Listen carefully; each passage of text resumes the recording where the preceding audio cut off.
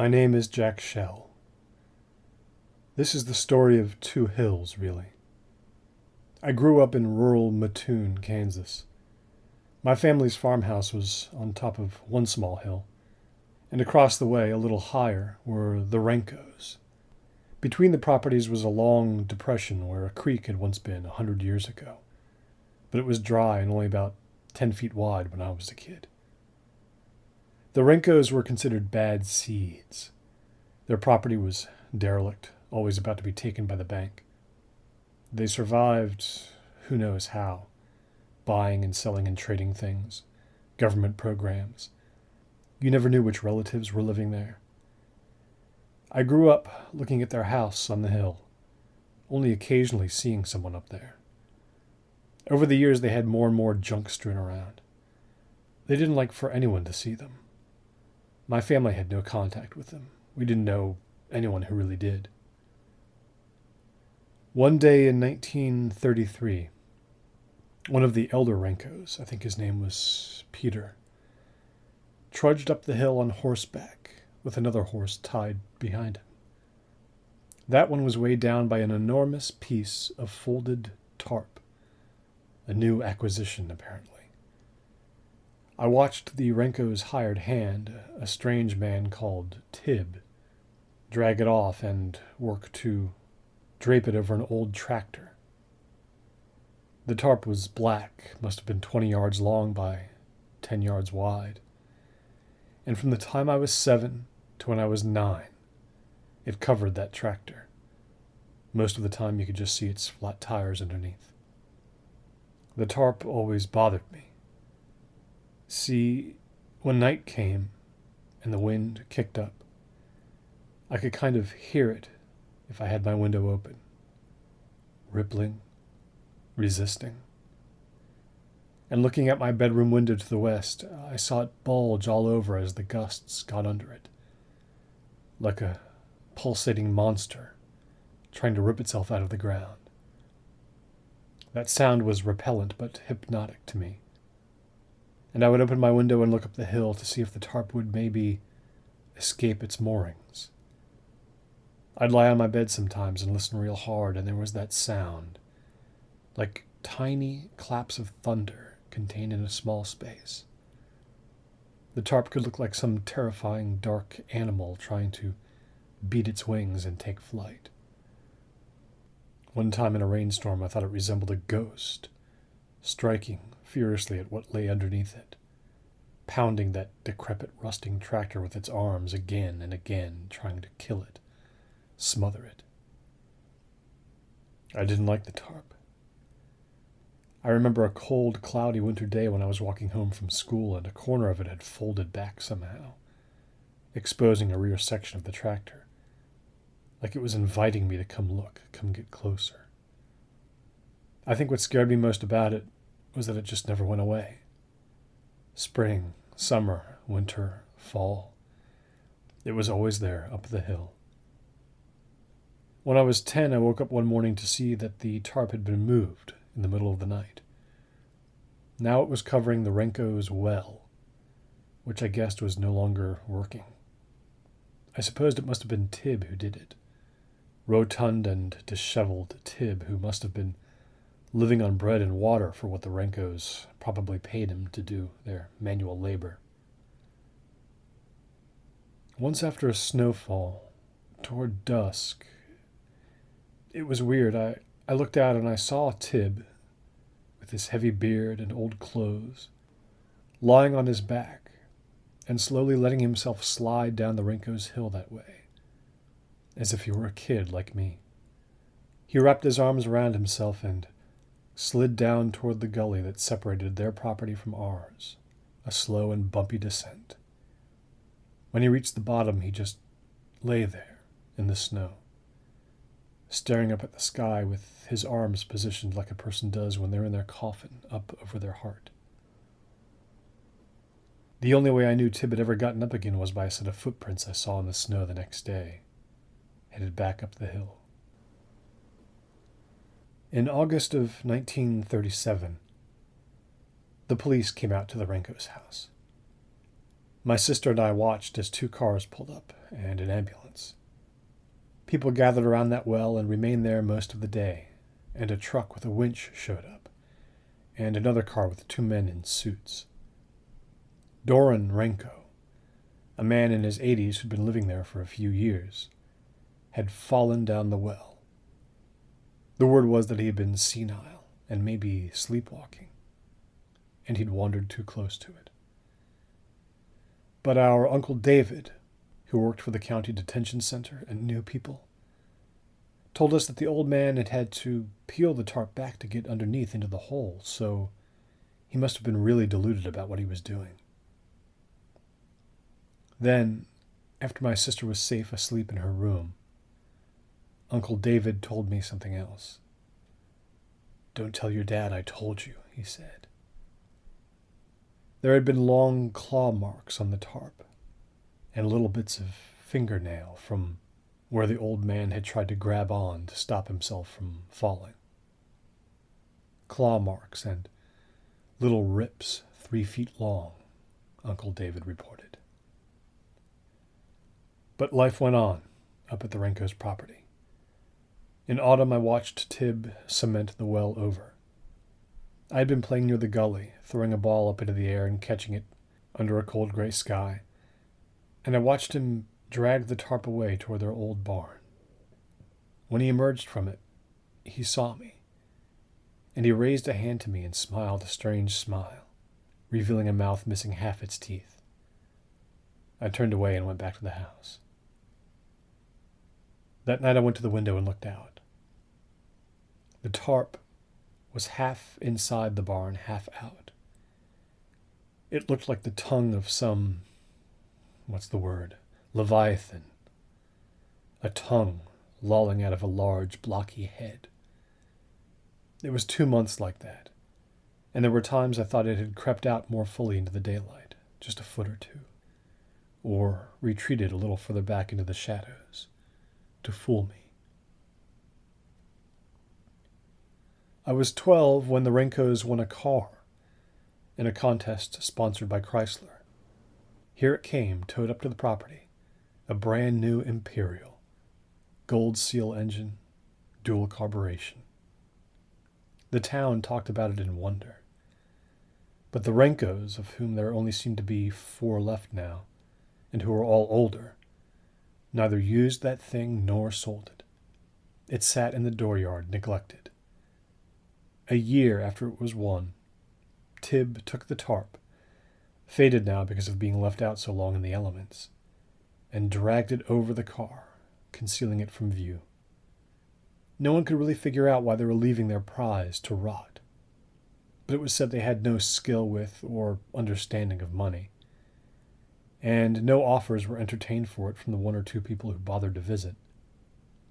Some thought the Narnias just wanted everyone to see it on the hill, to know that they owned it, in order to earn a little respect, and that made sense in a way.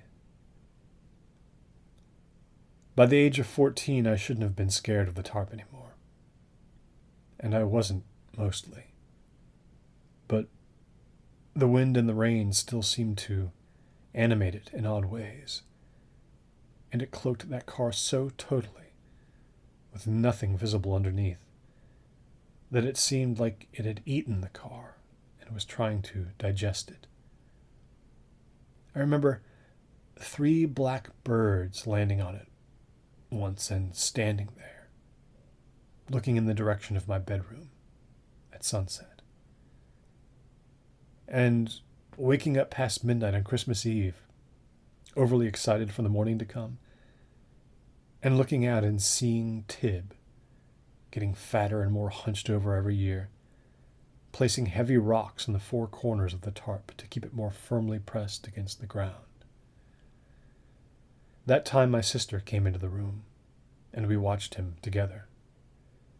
She was frail and troubled, and thought Tib was a ghost. "He's not a ghost," I told her. But she'd thought that as long as I can recall. On Sunday, February 2nd, 1942. I awoke to the sight of snow falling outside my window. 4 inches had settled overnight. It was just past dawn, and the world was cloaked in pale blue and gray. On the hill across the way, there were several cars parked in the Renko's dooryard, and a bunch of people milling about. There was also a hearse from Grovinger's. Most of the activity was centered around the Chrysler. The tarp had been pulled back, and all the doors opened. I saw flashlights and the pop of flashbulbs. Then I heard my father bang out our front door and saw him appear at the back of our house, starting to trudge through the falling snow down our hill. It would be a slow, hard slog across the gully and up to the Renko's, cinching his winter coat tight around him. Within an hour, the tarp had been removed from the car entirely, and it was strung up to cover the open face of the dilapidated sorghum barn. That way, the car could be pushed inside and gone through out of sight, and heaters set up to keep everyone warm for a few hours as they worked. More people showed up throughout the morning, though my sister and I were forbidden after a while to watch. Tib had already confessed by then to his crimes, been taken away forever. The old Renkos, Gorman and Anka, a brother and sister in their 60s, plus their aunt and uncle who were in their 80s, were all inside the car.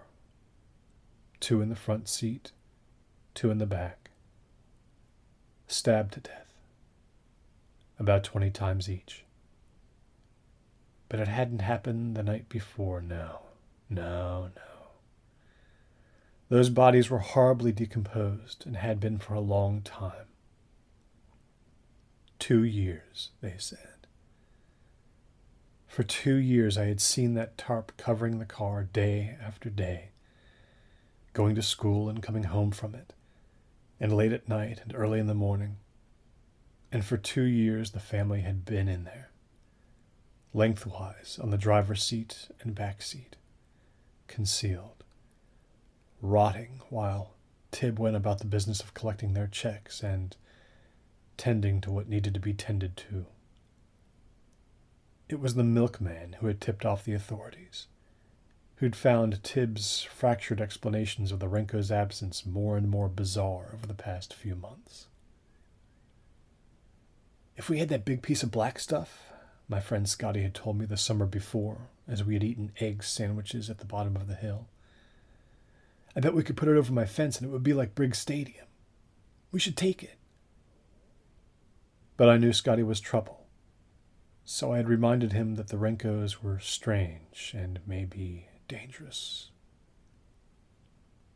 The murders seemed to cause a permanent change in my sister, for the worse, as her imagination ran ever more wild and sleep began to elude her, as it would for the rest of her life. But while others talked endlessly of the bodies and the crime, I watched the tarp, simply left behind after there was nothing more to see, unnecessary as evidence because the police already had a full confession, hanging there for the first time stretched out to its full size, fastened firmly against the sides of the barn. Now the wind seeped into the cracks between the wood and the tarp and caused it to ripple softly and silently, like the ripples in Every Creek, murmuring to itself. I tried not to look. I walked the long way to school so I wouldn't have to skirt the property. I played on the other side of the house or down the road with the Bengtson kids. My father died 2 years later, and my sister and I inherited the farm. We learned that there was more money than we suspected, and my uncle advised us to buy the 2 adjacent properties from the county, one of which was the Renko's, which had been left to wither and die by the tax authorities, who apparently never received a fair price for it. So that is what we did. We bought the Feltons 3 acres and the Renko's tract from the bank. And that is how what lay up the hill remained exactly how it was. The tiny house, the pig pen, the barely arable plot, and the barn. There were only two kinds of people who had come onto the property since the murders: property assessors and very occasional strangers whose appearance up there was brief and unexplained. My uncle told me they were likely drawn to the place because they wanted to see where it had happened.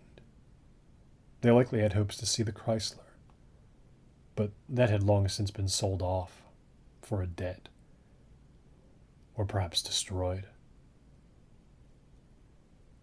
Days upon days, trying to keep the farm going at age 18, with my unreliable uncle off in Topeka, and my sister sometimes up at the Haberman Home of Rest, sometimes home when she was better. So few people believed me when I told them I never once went up the hill in all that time. Never. There was no reason to. The house would be demolished when warm weather came, so there was no need to tend to it.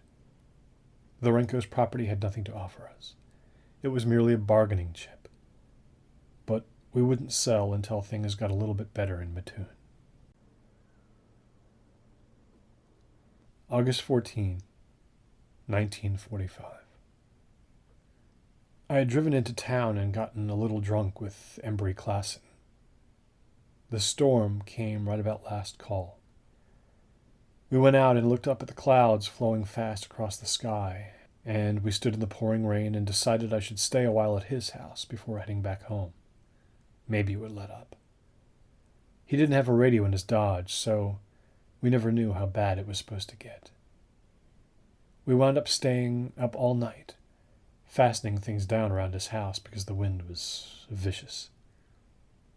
Then I told him I had to try to make it home before Wallace Road washed out entirely. It was almost 5:30 a.m. when I pulled in and shut off the engine, and nearly fell asleep right there at the wheel in the pre-dawn dark. I could barely see out the window, the deluge was so heavy. Getting out of the car and running up to the house, I sensed something was wrong. I'll never know how or why that feeling came. But going inside, I was overcome by a feeling of dread, as if I were walking into a crime scene. The first thing I did was go to my sister's room. She wasn't in her bed, and the covers were pulled back. I called out to her, searched all over the house. Downstairs on a little table my mother had made long, long ago, my sister had left a note. This is what it said. I know he's not a ghost, but I want to make sure he doesn't come back anyway. The prints from my wet fingers washed out her words as soon as I read them. I went to the window and looked out across our property toward the top of the hill. The little structures the Renkos had left behind were huddled in the dark. I took no flashlight with me when I set out, and no umbrella. I didn't care about getting drenched. The wind had picked up even worse, and sometimes as I made my way down the hill, I had to tuck my head down and stop for a second. My feet were soaked in less than 30 seconds. It had gotten just light enough to see them beneath me. I kept wiping the rain out of my eyes. Twice I slipped and went down, both times near the gully when I had to move sideways to keep my balance. It was filling up with rain. It was halfway up my boots when I waded across, and the current was strong enough to make me reach out for the branch of a tiny, struggling tree for balance, almost pulling it out of the ground with my clumsy weight. When I made it to the other side, it was the first time I had touched the Renko's property since I was 9 years old, and had crept up the hill on a dare from Meredith Pounds. Rain flowed down it now in thin runnels about 20 feet apart. I stood straight and took a deep breath. As soon as I did, the wind hit me full force, and I sunk to my knees to avoid being pushed backward into the gully. The tree I had grasped for balance snapped in half, and the current carried its thin skeleton away. I saw a piece of balsa tumbling end over end several yards in front of me. I began to climb. My next look at the sky told me we were still in for the worst of it. Around a single gray patch of persistent dawn light was coiled a loop of black that had begun to swirl ever so slightly. I knew tornadoes, and I knew that somewhere close would be hit. Maybe not us. Maybe. With my head down, I saw a green slipper nearby. Before I could reach out to touch it, the wind picked it up and pushed it further away, carrying it sideways across the hill, toward Kemshaw Road. My sister's, no doubt. It was light enough to see the barn clearly, and the house. I staggered forward and felt something scrape my neck. Another piece of rotting wood loosed from the property had blown past me. Then I was in the muddy dooryard. The place where the death car had been parked was just to my right. To my left, the barn. The tarp remained fastened stoutly across its open face even after all this time. But it wouldn't last in that wind. It pounded it, assaulted it. The corner at the bottom right had been undone by someone, and now that piece flapped and danced, dipping first into the barn and then blown out of it, over and over again. That's where I went.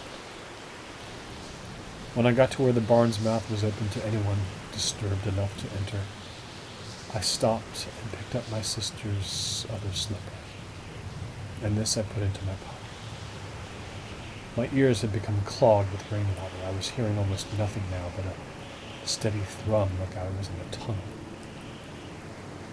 I had to get in there without touching the tarp. I couldn't touch it. I would die if it touched me. I stood there timing the wind, waiting until it blew the corner in, and I would have just seconds to enter it before it danced again. I ducked my head at the right moment and I stepped in quickly. I'm not sure I ever found out exactly what my sister had used to hang herself. I didn't see much but a silhouette. It was so dark in there. It was so dark in there. It was so dark in there.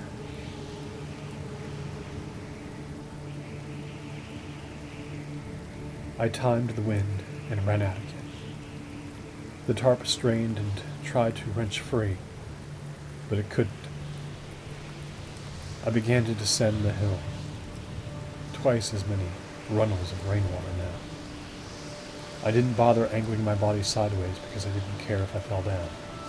The water in the gully was up to my knees as I went back across. My right foot slipped and I fell into it, swallowing some. My clothes were pasted tight to my body. I stepped right out of my boots, leaving them behind. The wind sounded like a train. It was coming from behind me, and I decided to crawl rather than be knocked over. I heard another tree snapping somewhere. Tiny bits of mud blew into my eyes, striking them like BBs. There were two tremendous, sharp cracks, and I looked behind me. Up the hill, the barn was collapsing.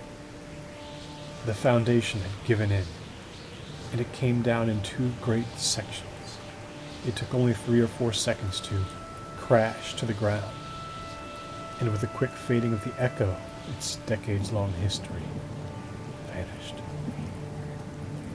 I got up and stood there like a deaf mute, my senses numbed, not wanting to go any farther. But the wind pushed me on. Our car was just up ahead, finally. A ferocious gust almost picked me up from behind, and I had to turn my body in the direction of the Rankos to stabilize. I saw that the tarp had torn completely free of the ruined barn. The wind had swept under it, and now it was turning end over end, tumbling down the hill. spreading out, stretching out, a hungry raven with broken wings. It was carried down toward the gully, where it would certainly get caught in the stream.